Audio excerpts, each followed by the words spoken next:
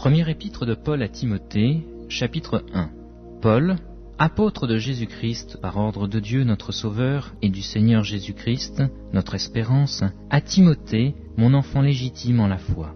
Que la grâce, la miséricorde et la paix te soient données de la part de Dieu, le Père, et de Jésus-Christ, notre Seigneur. Je te rappelle l'exhortation que je te fis à mon départ pour la Macédoine, lorsque je t'engageai à rester à Éphèse, afin de recommander à certaines personnes de ne pas enseigner d'autres doctrines, et de ne pas s'attacher à des fables et à des généalogies sans fin, qui produisent des discussions plutôt qu'elles n'avancent l'œuvre de Dieu dans la foi. Le but du commandement, c'est une charité venant d'un cœur pur, d'une bonne conscience et d'une foi sincère. Quelques-uns s'étant détournés de ces choses, se sont égarés dans de vains discours. Ils veulent être docteurs de la loi, et ils ne comprennent ni ce qu'ils disent, ni ce qu'ils affirment. Nous n'ignorons pas que la loi est bonne, pourvu qu'on en fasse un usage légitime, sachant bien que la loi n'est pas faite pour le juste, mais pour les méchants et les rebelles, les impies et les pécheurs, les irréligieux et les profanes, les parricides, les meurtriers, les impudiques, les infâmes, les voleurs d'hommes, les menteurs, les parjures et tout ce qui est contraire à la saine doctrine, conformément à l'évangile de la gloire du Dieu bienheureux, évangile qui m'a été confié.